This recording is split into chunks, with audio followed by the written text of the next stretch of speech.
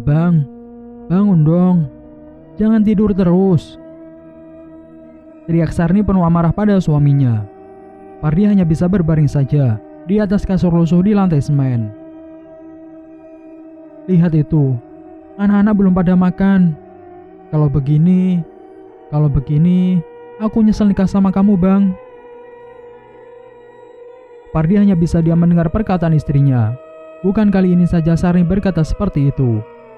Pardi tidak bisa menyalahkan Sarni sepenuhnya, karena ini memang salahnya, yang tidak bisa lagi mencari nafkah akibat penyakit yang dideritanya. Kejadian ini sudah berjalan 1 tahun, sejak Pardi menderita penyakit paru-paru yang kerap membuatnya muntah darah. Bagaimana untuk mencari nafkah? Untuk berjalan saja sangat sulit. Maafkan abang, Dek. Abang sedang sakit, tidak kuat untuk bekerja. Sabar ya, Dek. Tunggu abang sembuh, nanti pasti bekerja. Pardi memegang dadanya yang sesak, seperti ditekan-tekan. Aku tidak mau hidup susah terus, Bang. Aku tidak kuat hidup bersama kamu lagi. Sarni membanting apa saja yang ada di dekatnya. Kedua anaknya ketakutan. Mereka mendekati Pardi yang hanya bisa menahan kesedihan. Pardi berusaha mendekati Sarni untuk menenangkan. Namun Pardi malah didorong sampai terjerembab ke lantai semen. Dek Sarni, astagfirullah. Pardi menahan sakit. Tubuhnya yang sudah lemah semakin sakit terbentur lantai. Sarni menatap Pardi dengan sinis. Tekadnya yang sudah bulat. Sore ini, dia akan pergi dari rumah untuk mencari uang apapun caranya. Dia sungguh tidak tega melihat kedua anaknya yang sering kelaparan. Kebetulan, bos sembako paling kaya di desanya mengajak bertemu. Sarni masuk ke dalam kamar, meraih baju paling bagus yang dimilikinya. Baju tidak sebatas paha yang membuat pandangan lelaki penuh nafsu. Sepatu hak tinggi yang dulu disimpannya, kembali dia kenakan. Dengan dandanan menor mengundang syahwat, Sarni keluar dari kamar. Pardi yang melihat mencoba melarang. Namun apa daya, tekad Sarni sudah kuat untuk menemani tidur bos sembako paling kaya di desanya. Dek, tolong jangan pergi. Kasihan anak kita. Pardi hanya bisa menahan tangis dengan memeluk kedua anaknya. Dia merasa gagal menjadi suami. Dia gagal mendidik istrinya. Rumah tangganya yang sudah berjalan 7 tahun sudah di ujung tanduk. Sarni sering meminta cerai, namun Pardi berusaha mempertahankan. Menjelang malam, kedua anak mereka yang masih berumur 7 tahun dan 5 tahun menangis karena kelaparan. Pardi tidak bisa berbuat apa-apa, perutnya juga sangat perih. Tio, ajak Dela tidur ya, biar laparnya hilang, ujar Pardi. Ayah, aku sama Dela lapar. Kenapa malah disuruh tidur? Tunggu ibu aja ya. Siapa tahu ibu pulang bawa makanan untuk kita, ujar Tio. Ibu tidak akan pulang malam ini. Kalian tidur saja ya. Nanti ayah menyusul. Dengan terpaksa dan perut yang lapar, Tio mengajak adiknya, Dela, untuk tidur. Kedua bocah itu sudah terbiasa dengan perut lapar. Tepat jam 1 malam, Pardi gelisah, hatinya tidak tenang. Terbayang di benaknya, Sarni sedang memuaskan nafsu syahwat Teguh, bos sembako yang gila wanita itu. Pardi termenung di ruang tamu. Pandangannya beralih pada kusen dapur yang terdapat tali tambang yang menggantung, bekas anaknya bermain. Perlahan, Pardi berjalan menuju dapur. Tekadnya sudah kuat untuk mengakhiri hidup. Pardi meraih kursi, diletakkan di bawah tali tambang yang menjulur. Dengan berpegangan, Pardi menaiki kursi. Dia meraih tali dan memasukkan kepalanya.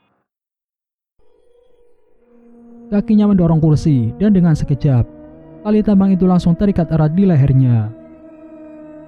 Pardi berusaha melepaskan tali, namun tidak bisa. Kedua matanya melotot, lidah terjulur, karena saking kuatnya ikatan tali di lehernya. Nyawa Pardi melayang. Pardi tewas dengan leher terikat tali tambang. Tubuh kurus dan kedua kakinya yang dipenuhi koreng terayun dan akhirnya terhenti. Sementara di kamar, Tio terbangun mendengar suara kursi terjatuh dan teriakan Pardi karena lehernya tercekik. Ayah! Tio heran melihat ayahnya tergantung dan tepat di bawahnya kotoran Pardi berserakan. Ayah! Tio mendekati Pardi untuk melihat lebih dekat. Betapa kagetnya Tio melihat wajah ayahnya yang menyeramkan dan kedua mata melotot, lidah terjulur, di dalam mulutnya air liur terus menetes. Tio menangis di kamar dengan memeluk adiknya. Tubuhnya terguncang hebat. Wajahnya sangat ketakutan. Apa yang dilihat sangat tidak pantas untuk dilihat anak sekecil dia. Ayah, ayah kenapa diikat tali? Ayah, kenapa mata ayah melotot? Tio takut ya. Della terbangun karena Tio memeluk erat dirinya yang sedang tidur. Bocah manis itu heran melihat kakaknya begitu ketakutan. Kak, kenapa? Ayah mana kak? Ibu pasti belum pulang ya? Tanya Della. Della melepaskan diri dari pelukan Tio yang masih gemetar. Della, mau kemana? Di sini saja. Jangan kemana-mana, Del. Kita tunggu ibu pulang. Ujar Tio. Aku mau cari ayah. Barusan ada suara ayah dari dapur. Jawab Della kepada Tio yang masih ketakutan. Tio semakin ketakutan mendengar ucapan adiknya. Bagaimana mungkin ayahnya bisa bersuara, sedangkan ayah sudah tergantung tak bernyawa. Sarni berjalan menyusuri jalan kampung. Pakaiannya berantakan. Dari mulutnya tercium bau minuman keras.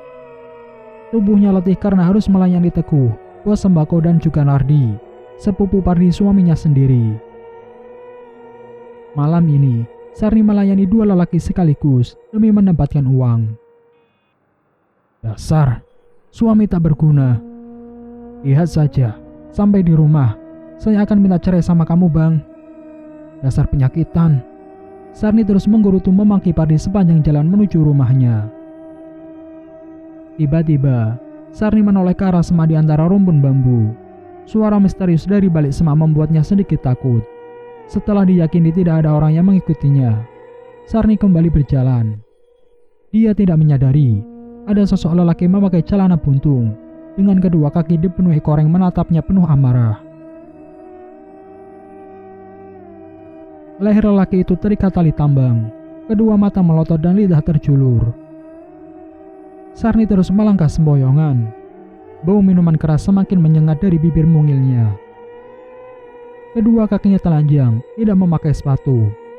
Entah kemana sepatu yang tadi sore dikenakan Sarni. Tiba di depan rumah, tangisan Tio terdengar kencang, ditambah suara ketakutan si kecil Della. Sarni bergegas masuk ke dalam rumah, yang pintunya tidak sempat dikunci saat dirinya pergi. Saat membuka pintu ruang tamu yang tembus ke dapur, Sarni sangat terkejut melihat tubuh suaminya yang tergantung di kusen pintu. Abang! Sarni luruh ke lantai, tubuhnya gemetar ketakutan. Apa yang dilihatnya sungguh tidak pernah dibayangkan. Pardi suami yang terkenal sabar bisa nekat gantung diri. Di saat yang sama, Tio dan Della mendengar suara ibunya. Mereka pun langsung menghambur keluar kamar dan memeluk erat Sarni yang gemetar. Ibu, ayah bu, ayah, teriak Tio menuju Pardi yang tergantung. Sarni tidak bisa menjawab perkataan Tio. Matanya terus terpaku menatap tubuh suaminya. Sekilas, ada dua sosok hitam berdiri di dekat Pardi dengan muka menyeramkan. Suara teriakan dan tangisan Tio membuat warga yang hendak menunaikan sholat di musola dekat rumah Pardi menghampiri mereka dengan khawatir. Sarni dan kedua anaknya masih terduduk di lantai ruang tamu. Sarni tidak berani mendekati jasad Pardi. Warga tak kalah terkejut melihat Pardi yang tergantung di kusen dapur. beberapa warga memberanikan diri mendekati jasad Pardi. Sementara yang lain melapor ke kepala desa dan ustadz kampung untuk mengabarkan kabar duka. 3 orang warga menurunkan jasad Pardi perlahan. Namun tali tambang yang terikat di lehernya susah untuk dilepas. Tali itu menancap di leher Pardi, menyatu dengan kulitnya. "Kenapa tali tambang di lehernya tidak bisa dilepas ya?" bisik salah satu dari mereka. Warga desa gemar dengan meninggalnya Pardi, lelaki yang terkenal soleh dan sabar. Mereka sudah lama mengetahui tingkah Sarni yang kerap berhubungan badan dengan lelaki lain. Lebih parahnya lagi, Sarni juga berhubungan badan dengan Nardi, sepupu Pardi yang sudah lama menaruh hati pada Sarni. Proses pengurusan jenazah Pardi selesai. Warga memutuskan menguburkan jasad Pardi saat itu juga, dengan tali tambang yang masih terikat di lehernya. "Tali di lehernya tidak bisa dilepas. Bagaimana ini?" tanya salah satu dari mereka. "Sudah, tidak apa. Ikut dikuburkan saja," jawab warga yang lain. Dalam kegelapan malam, warga menggotong keranda berisi jasad Pardi. Jalanan yang becek membuat warga kesulitan. Hampir saja keranda Pardi terjatuh. Pemakaman desa terletak di pinggir sungai yang membatasi desa dengan desa yang lain. Di sana, banyak terdapat pohon beringin tua yang sebagian besar hampir lapuk. Salah satu makam yang ada di sana terdapat makam yang dikeramatkan.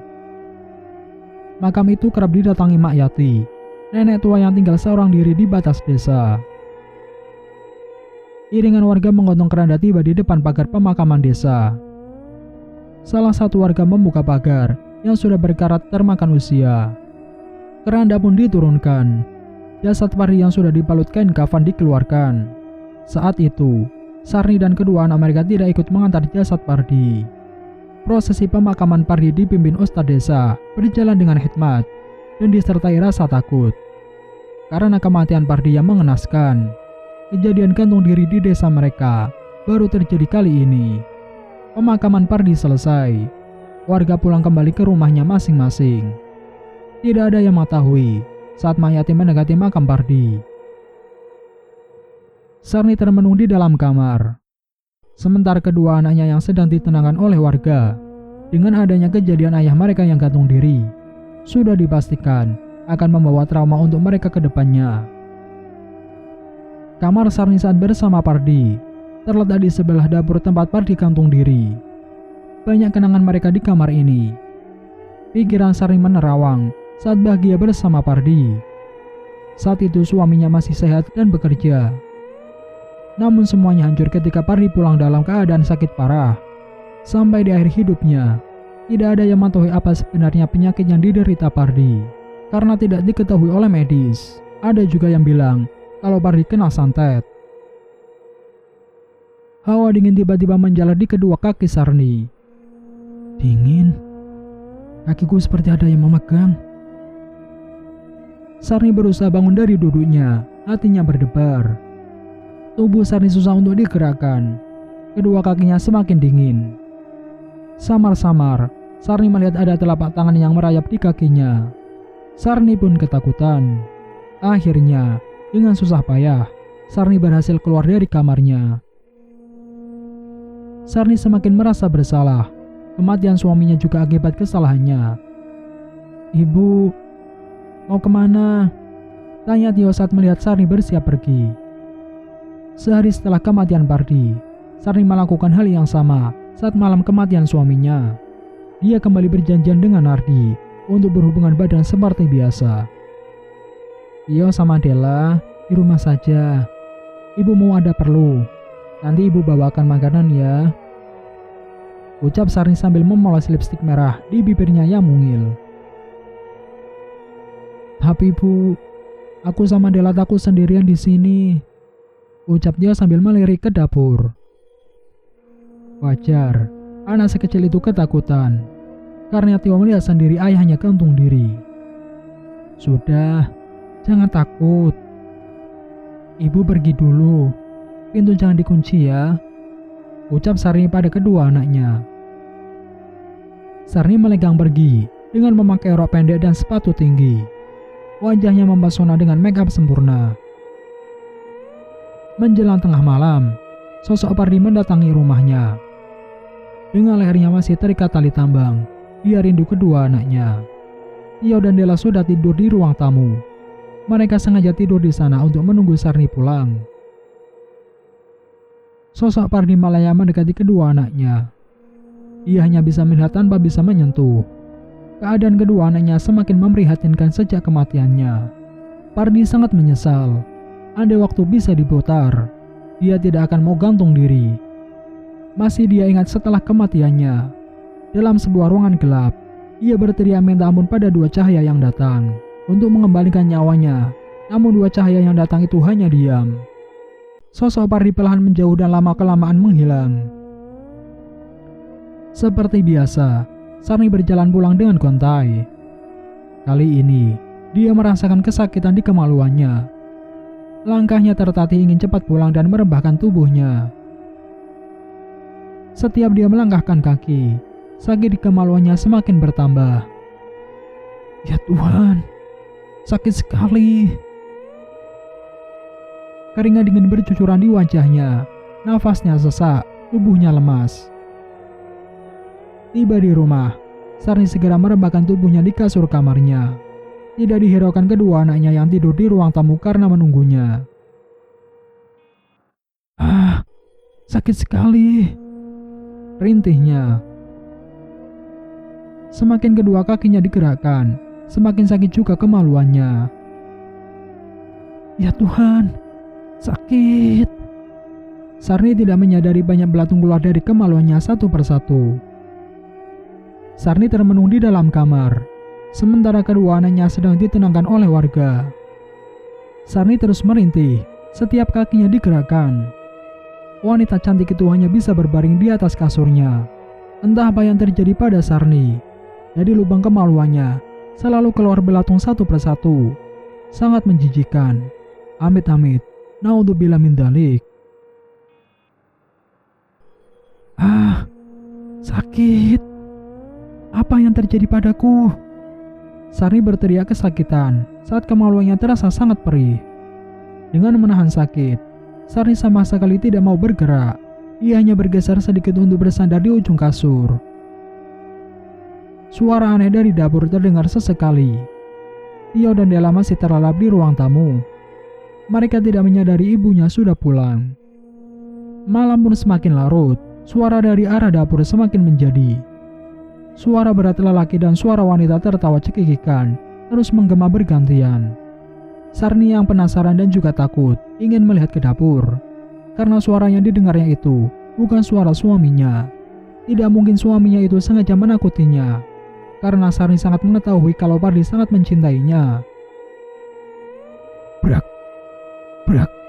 Mereka sangat ketakutan dan berlari ke kamar. Melihat ibunya yang sudah datang, Della langsung memeluk ibunya.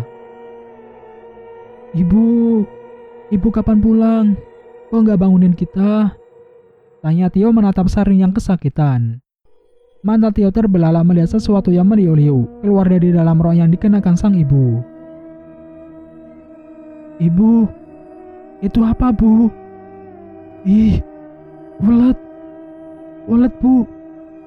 Aku jijik. Teriak Della menjauh dari Sarni. Bocah cantik itu melepaskan pelukan dari ibunya dan bersandar di dinding kamar.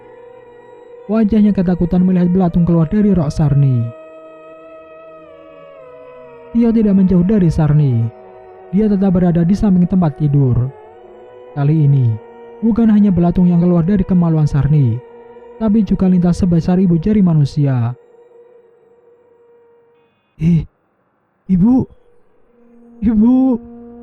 Tio menangis, tidak tega melihat keadaan Sarni. Pagi pun menjelang. Warga desa sudah melakukan aktivitasnya. Kejadian gantung diri Pardi sudah dilupakan bersama dengan jasadnya yang sudah tertimbun tanah. Kedua anak Pardi tidur di luar rumah, membuat warga yang melintas bertanya-tanya. Tio, Della, kenapa kalian tidur di luar? Ibu kalian sudah pulang. Saat sedang membangunkan Tio dan Della, Salah satu warga mencium bau busuk dari dalam rumah. Pintu rumah memang dibiarkan terbuka. Bau itu membuat warga yang melintas muntah dan menghindar dari rumah Pardi. Namun salah satu warga yang rumahnya paling dekat dengan rumah Pardi penasaran dengan bau busuk yang menusuk itu. Dengan penasaran, Yono masuk ke dalam rumah. Yono disambut bau busuk menyengat. Dari kamar Sarni dan Pardi terdengar rintihan kesakitan. Yono bergegas mendekati asal suara rintihan itu. Dan apa yang dilihatnya membuat kedua kakinya lemas. Di dalam sana, di atas kasur, Sarni menatapnya dengan kedua mata mendelik menahan sakit. Di sekitar tubuhnya banyak terdapat belatung dan lintah yang merayap hingga terjatuh ke lantai. Tolong. Diri Sarni yang ternyata masih hidup. Melihat keadaannya, tidak mungkin ada yang bisa bertahan, karena keadaannya sangat mengenaskan. Bau busuk menyengat layaknya bangkai berasal dari kemaluannya yang membusuk. Apa yang dilihat di hadapannya membuat Yono gemetar. Dengan kedua kaki yang lemas, dia berusaha untuk menjauhi kamar Sarni. Jangan pergi. Tolong saya. Dengan suara lirih Sarni meminta tolong pada Yono. Sedikit saja Sarni bergerak. Belatung bercampur lintas semakin keluar dari kemaluannya. Tolong. Saya tidak mau mati. Tolong. Sakit. Yono semakin ketakutan. Lelaki itu berlari keluar rumah. Tio dan Della sudah bangun dari tidurnya. Warga pun kembali berkerumun karena penasaran dengan asal bau busuk itu. Dengan nafas terengah-engah di hadapan warga, Yono menceritakan apa yang dilihatnya. Yono menceritakan apa yang terjadi dengan Sarni di dalam kamarnya. Warga yang ingin mengetahui ikut masuk ke dalam kamar untuk melihat apa yang terjadi. Bau busuk semakin menusuk hidung, membuat warga menutup hidung dengan tangan atau baju yang dikenakan. Warga terperangah melihat keadaan Sarni. Beberapa warga melangkah mundur karena tidak tega melihat apa yang terjadi. Sebagian besar tetap berada di dalam kamar. Sepertinya Sarni masih hidup. Kedua matanya masih bergerak, biarpun tubuhnya kaku seperti mayat, ujar salah satu warga. Tolong aku. Sarni bersuara lirih. Air mata mengalir di sudut matanya. Di dalam lubuk hati yang paling dalam, Sarni sangat menyesal. Pengkhianatan yang dilakukan pada Sardi. Pengkhianatan yang dilakukan saat Sardi masih hidup ternyata membawa hasil yang begitu pedih. Aku mau minta maaf dengan almarhum suamiku. Bang, maafkan aku. Sarni berteriak memanggil almarhum Pardi. Warga yang melihat merasa iba. Kebencian pada sikap Sarni hilang sudah. Seperti apa yang dialami Sarni sekarang merupakan azab. Mbak Sarni, kami bawa ke rumah sakit ya. Tunggu ambulan datang, ujar salah satu warga. Tidak, aku tidak mau dibawa ke rumah sakit. Aku mau mati di sini. Suamiku juga mati di rumah ini. Abang, maafin aku, Bang. Penyesalan di akhir sudah tak ada guna. Harusnya Sarni bisa lebih bersabar dan merawat Pardi sampai sembuh. Tidak ada yang mengetahui apa yang Tuhan berikan untuk hambanya ke depannya. Siapa tahu kebahagiaan yang Sarni dapatkan karena sudah setia dan ikhlas merawat suaminya. Namun apalah daya, Sarni malah melakukan kesalahan terbesar dan dosa besar, zina dengan lebih dari satu lelaki. Kemaluannya yang membusuk hingga mengeluarkan belatung, mungkin azab dari sang pemilik hidup. Namun bisa jadi itu memang takdir Sarni, karena Allah itu pemaaf. Hanya hambanya saja yang bersikap di luar batas. Sakit. Kesakitan luar biasa yang dirasakan Sarni saat lintas sebesar ibu jari keluar dari kemaluannya. Sementara itu belatung yang keluar sudah sangat banyak hingga jatuh ke lantai. Warga sangat jijik dan takut melihat belatung dan lintah yang menggeliat menempel di lantai. Geli ya, Cici! Teriak salah satu warga sambil berlari keluar rumah. Sampai di luar, warga itu langsung memuntahkan isi perutnya. Sementara itu di dalam kamar, Sarni terus saja merintih memanggil suaminya Pardi. Abang, aku minta maaf bang. Aku menyesal. Penyesalan Sarni sudah tidak ada gunanya, karena jasad Pardi sudah mulai membusuk di dalam tanah. Warga berembuk bagaimana menolong Sarni, karena Sarni tidak mau dibawa ke rumah sakit. Ambulan pun sudah dibatalkan.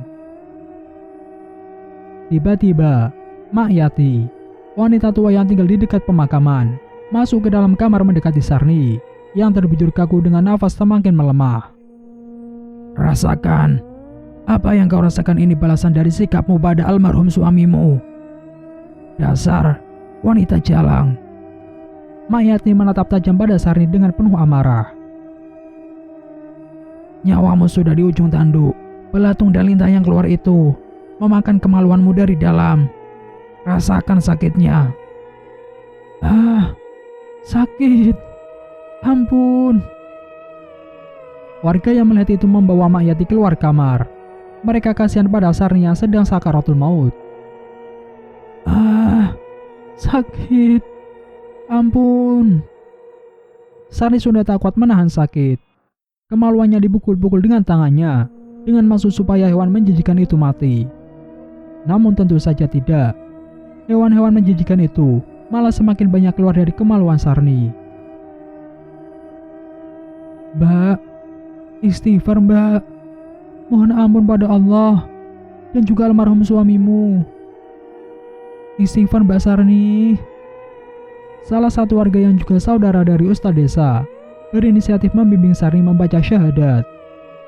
Namun mulut Sarni terkunci, tidak bisa digerakkan. Hanya air mata yang mengalir deras dari sudut matanya. Tidak lama, nafas Sarni melemah, terhenti. Sarni meninggal dunia. Keadaan jasad Sarni memprihatinkan. Belatung dan lintah semakin banyak keluar dari kemaluannya, memenuhi kasur tempat jasadnya terbujur. Warga menutup jasadnya dengan spray yang diambil dari dalam lemari.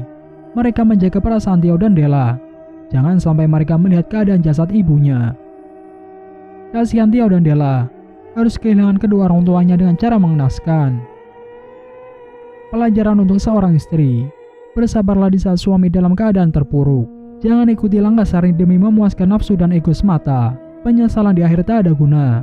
Nyawa Pardi tidak akan kembali. Dan yang menjadi korban adalah kedua anaknya. Malam hari di sudut kamar, lelaki bernama Nardi, sepupu dari Pardi termenung, menatap sebuah bingkai berisi fotonya dengan Pardi. Sedari kecil mereka memang sangat akrab. Mereka selalu menyukai sesuatu yang sama. Saat Pardi mengenalkan Sarni dengan Nardi, Nardi langsung jatuh hati melihat wajah manis Sarni yang begitu menggoda. Pardi, maafkan saya. Lamunan Nardi terhenti saat bingkai foto dirinya bersama Pardi jatuh dan pecah. Bayangan sosok Pardi yang gantung diri membuat Nardi semakin merasa bersalah. Sudah seminggu setelah kematian Pardi, yang disusul kematian Sarni yang tak kalah tragisnya, sosok menyerupai Pardi kerap mendatangi dan berdiri di depan rumahnya setiap malam. Saya memang bersalah. Tapi tidak semuanya karena kesalahan saya. Istrimu sendiri yang menggoda saya. Nardi, lelaki yang sebenarnya menjadi idola gadis desa, malah kepincut dengan rayuan Sarni, istri dari sepupunya sendiri. Saya menyesal. Saya tidak mau mengalami nasib seperti Sarni. Maafkan saya, Pardi. Tolong, jangan menangkuti saya. Tiba-tiba, brak. Jendela yang sebelumnya tertutup tampak terbuka dan tertutup sendiri dengan kencang. Jendela itu terus bergerak dan akhirnya berhenti saat terbuka lebar. Nardi terkejut melihat penampakan sosok Pardi di depan jendela kamarnya. Sosok Pardi menatap tajam Nardi dengan tali tambang yang masih terikat di leher. Celana buntutnya dikenakan terlihat kotor oleh tanah merah. Wajahnya pucat dengan kapas di hidung. Mulut Pardi sobek hingga ke dekat telinga. "Pardi, tolong jangan ganggu saya." Nardi yang tinggal sendiri tidak bisa berbuat apa-apa. Ia hanya terdiam di dalam kamarnya karena menahan takut karena rasa bersalah yang begitu besar. Nardi mengingat kembali saat Sarni mendatangi di kubu pinggir sawah. Kejadian pertama yang membuatnya ketagihan, hingga kerap mengulangi demi kenikmatan semu yang akhirnya membawa petaka. Desahan Sarni membuat birahinya memuncak. Hal itu dilakukan berulang di tempat yang sama.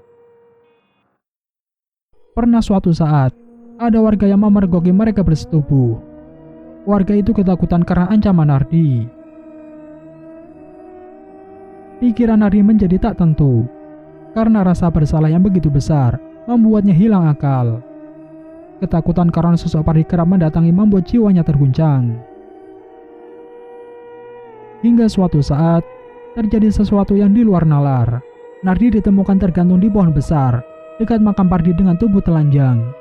Wajahnya ketakutan, dengan leher patah. Yang menemukan pertama kali, yaitu Mak Yati, wanita tua yang tinggal di dekat pemakaman.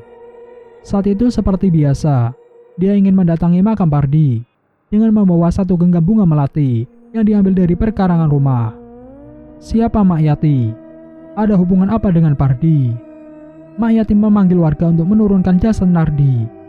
Warga pun membawa jasadnya ke masjid terdekat untuk dimandikan, dikafani, seperti pada jasad terbujur kaku lainnya. Saat malam itu, aku benar-benar takut sosok Pardi akan datang kembali, seperti malam sebelumnya. Apalagi Sarni meninggal secara tragis menyusul Pardi. Aku tidak mengetahui apa yang sebenarnya terjadi dengan Sarni, karena kemaluannya menjadi busuk. Hewan menjijikan keluar dari sana. Padahal sebenarnya, saat aku menikmati tubuhnya, tidak ada yang aneh. Wangi tubuh dan kemaluannya begitu khas, membuat birahiku semakin memuncak. Aku menggaulinya di saat sepupuku masih hidup. Sarni begitu menggoda. Hampir tiap malam kami melakukan itu di gubuk tempat kami bercinta. Malam terakhir pertemuanku dengan Sarni, saat sehari setelah kematian sepupuku yang juga suaminya. Tidak ada kesedihan di wajah Sarni atas kematian suaminya. Dari raut wajahnya terlihat bahagia, seperti lepas dari semua tekanan. Aku yang saat itu menjadi kekasih gelapnya, ikut merasakan kebahagiaannya. Seperti biasa, kami melakukan itu lagi. Kami sangat puas saat itu, hingga mencapai klimaks berkali-kali. Setelah itu, seperti biasa kami pulang ke rumah masing-masing. Di perjalanan, tidak ada yang aneh. Aku tiba di rumahku dengan selamat sementara Sarni tidak tahu kabarnya. Biasanya, tiba di rumah dia selalu mengabariku. Paginya, aku mendengar kabar kematian Sarni yang begitu mengenaskan, dengan belatung dan lintah yang terus-menerus keluar dari kemaluannya. Aku benar-benar tidak menyangka, kekasih gelapku meninggal dengan cara seperti itu. Sejak malam kematian Sarni, sosok Pardi menghantuiku setiap malam. Aku melewati waktu yang berjalan dengan ketakutan. Aku ingin pergi dari desa ini. Namun, ada sesuatu yang tak kasat mata yang menahan langkahku. Aku sudah seperti orang sakit jiwa. Hidupku penuh ketakutan. Aku sangat takut saat menjelang malam. Pintu kamarku selalu diketuk oleh sosok tak berwujud. Tengah malam, entah di hari yang keberapa, aku merasa dituntun untuk keluar kamar. Langkahku tak bisa aku tahan, melangkah dengan sendirinya menuju pemakaman desa. Warga desa benar-benar diuji dengan kematian Pardi, Sarni, dan juga Nardi. Keadaan desa menjadi menakutkan. Tidak sedikit warga yang takut keluar rumah seorang diri, biarpun itu siang hari. Jumadi sedang berada di teras rumahnya yang berjarak tidak terlalu jauh dari rumah Pardi. Lelaki itu duduk di atas balai bambu, menikmati kopi di malam hari. Angin malam dengan suara gesekan pepohonan bambu menambah syahdu suasana di malam itu. Istri Jumadi sudah terlelap di dalam kamar berselimut kelambu. Warga desa sudah mengunci rapat pintu rumahnya. Tidak ada satupun yang berani keluar rumah walaupun sebatas teras. Jumadi bersenandung. sembari menghembuskan gumpalan asap nikotin kesukaannya.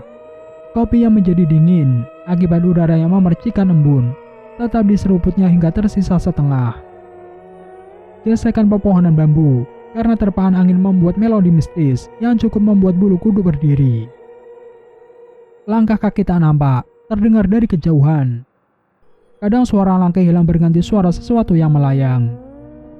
Suara aneh terus menggema di antara pepohonan bambu yang berada tepat di depan rumah Jumadi. Hanya tersisa jalan kecil di samping kiri rumah, tempat dirinya dan sang istri keluar masuk rumah. Hembusan angin yang cukup besar menerpa wajah Jumadi. Hampir saja lelaki itu terjatuh dari balik bambu, tempat bersantainya di malam hari. Sisa kopi terakhir diminumnya sampai tandas. Bersamaan dengan itu, dari sudut matanya, Jumadi melihat ada sosok lelaki memakai celana buntung berdiri dengan wajah pucat, di lehernya tali tambang terikat. Kedua bola matanya hampir terlepas dari rongga, tubuhnya mengangguk-angguk layaknya pocong. Namun kali ini, tidak ada kapas di kedua lubang hidungnya. Jumadi terlonjak dari duduknya. Tubuhnya spontan gemetar, membuat gelas yang dipegangnya hancur berkeping di lantai menyisakan luka. Jumadi bergetar melihat penampakan sosok Pardi yang sangat menyeramkan. Sosok itu menatapnya dengan tajam, dengan mulut yang bergerak-gerak tanpa suara. Tubuhnya mengangguk-angguk ke depan ke belakang. Kedua kakinya yang berkoreng, beberapa senti tidak menapak tanah, dengan celana buntung dan tali tambang yang masih terikat di leher, hingga menjutai sampai pinggang, membuat penampakannya di luar logika, dan itu membuat Jumadi semakin gemetar. Pandangannya tidak bisa dialihkan dari sosok Pardi. Pergi, pergi, kamu sudah beda alam.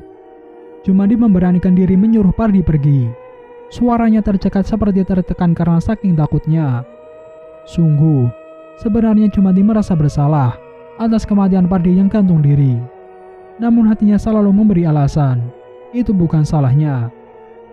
Sosok Pardi melayang mendekati Jumadi. Wajahnya menjadi sangat dekat, kepalanya berputar ke belakang ke depan, membuat Jumadi nyaris pingsan. Jumadi ingin memanggil Maisaroh istrinya, namun kedua kakinya sulit digerakkan. Sosok Pardi semakin tajam menatap Jumadi seakan ingin menelannya. Pergi kamu. Jumadi berusaha menggerakkan kedua kakinya. Sangat susah, seperti ada yang menahan kedua kakinya. Tidak mungkin itu sosok Pardi, karena dia sedang melotot di depannya. Bu, ibu, tolong bapak. Ibu. Di dalam rumah, Maisaroh sedang terlelap berselimut kelambu putih. Wanita itu tidak mendengar teriakan suaminya yang begitu ketakutan. Di rumah Jumadi, hanya tinggal berdua dengan Maisaroh, karena kedua anaknya sudah tinggal dan bekerja di Jakarta. Bu! Jumadi berteriak sekeras-kerasnya. Dia tidak menghiraukan wajah Pardi yang semakin dekat dan nyaris menempel di wajahnya. Ibu! Tolong bapak, Bu! Akhirnya Maisaroh mendengar teriakan Jumadi. Ia bergegas keluar kamar menuju pintu depan. Kedua matanya masih mengantuk, karena seharian dia bekerja membantu tetangganya yang mau mengadakan hajatan. Loh, bapak kenapa?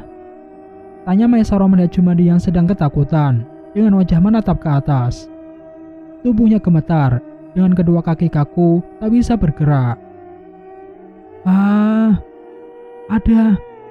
Ada Pardi, Bu. Mendengar nama Pardi, Maisaroh ikut ketakutan. Dengan sekuat tenaga, wanita itu menarik Pardi yang masih ketakutan. Brak! Sampai di dalam rumah, Jumadi sudah bisa menggerakkan tubuhnya. Dia tertunduk lemas di atas tempat tidur, bajunya basah oleh keringat. Pak, kenapa Pardi mendatangi Bapak? Apa Bapak punya salah juga sama Pardi? Sama seperti mereka yang sudah meninggal. Jumadi tertunduk. Dia bingung harus menjawab apa. Sebenarnya Jumadi juga punya kesalahan. Dia yang mengantar Nadi mencari dukun untuk mengguna-guna Pardi agar dia sakit dan berpisah dengan Sarni. Jumadi tidak pernah membayangkan Pardi akan nekat gantung diri. Esok pagi, Jumadi masih menyembunyikan rahasia itu. Dia takut bercerita yang sebenarnya pada Maisaroh. Namun di sisi lain, Dia takut ikut mati seperti Sarni dan Nardi. Apa yang harus aku lakukan? Aku tidak mau mati seperti Sarni dan Nardi, tapi aku hanya mengantar, tidak ikut menyakiti. Jumadi masih membela diri dan tidak mau disalahkan. Pak, jujur sama ibu, Pak. Ibu khawatir, Pak. Lebih baik cerita sekarang sebelum malam datang. Ingat Pak, hari ini, hari kematian Pardi. Biasanya orang yang mati gantung diri akan mendatangi di hari dia meninggal. Akhirnya karena rasa takut, Jumadi berbicara jujur pada istrinya. Bu, waktu itu Nardi minta dicarikan dukun, dan kebetulan Bapak juga kenal dukun ilmu hitam yang diperlukan Nardi. Bapak mengantar dia, Bu, ucap Jumadi dengan penyesalan. Andai mengetahui kejadiannya akan seperti ini, ia tidak akan mau mengantar Nardi. Astaga, pantas Pardi mendatangi Bapak semalam. Kita ke rumah Pak Ustadz, tanya harus bagaimana.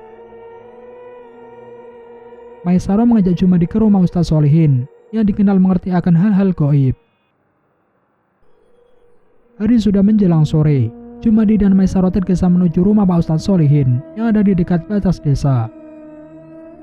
Setelah berjalan cukup jauh, mereka tiba di sebuah rumah besar yang dikelilingi kebun buah dan bunga warna-warni. Ustadz Solihin memang terkenal paling kaya di desanya. Biarpun kaya, Ustadz Solihin tetap membumi dan selalu bersedekah. Permisi. Assalamualaikum Ustadz. Maisaro mengucap salam berkali-kali. Tak lama terdengar langkah kaki dari dalam rumah. Pintu dibuka. Seraut wajah dengan memakai jubah putih tersenyum menyambut kedatangan Jumadi dan Maisaro. Silakan duduk. Ustadz Solihin memanggil Jumadi yang terlihat gelisah. Dia mengerti apa yang telah terjadi dan sedang terjadi. Tanpa banyak bicara, Ustadz Solihin memberikan doa pada Jumadi. Tak lupa, serangkaian tata cara yang bisa dilakukan pada para santri. Setelah mendapat wejangan dan pagar gaib, Ustadz Solihin menyuruh Jumadi dan Maisaro untuk mendatangi makam Pardi.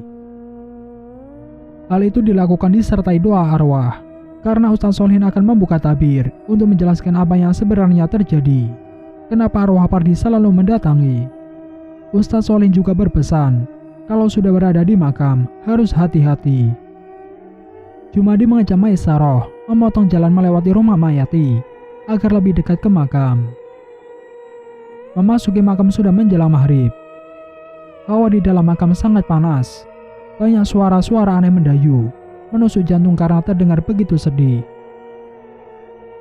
Ada suara lelaki yang terdengar begitu sedih, hingga membuat Jumadi dan Maisaro merinding, membuat dada sesak. Aku mau hidup. Aku mau hidup kembali. Tolong, kembalikan nyawaku. Teriakan itu terdengar begitu dekat tanpa raga.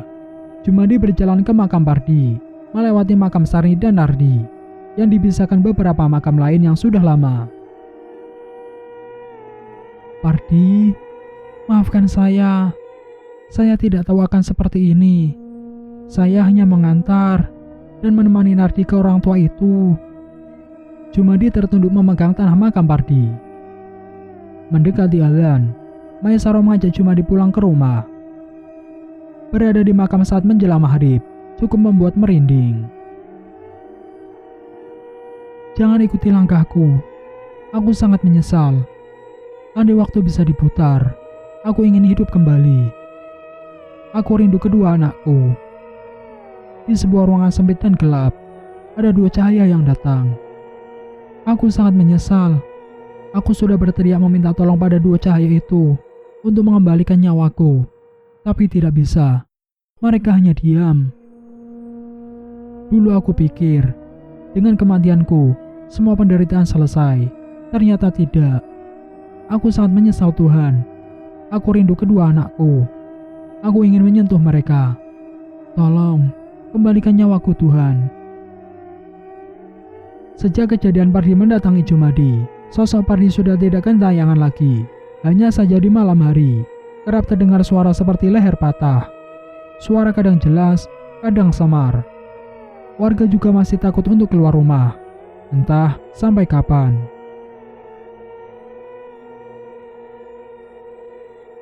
Cerita pun selesai. Semoga cerita ini bisa memberikan pembelajaran untuk kita semua. Wassalamualaikum warahmatullahi wabarakatuh.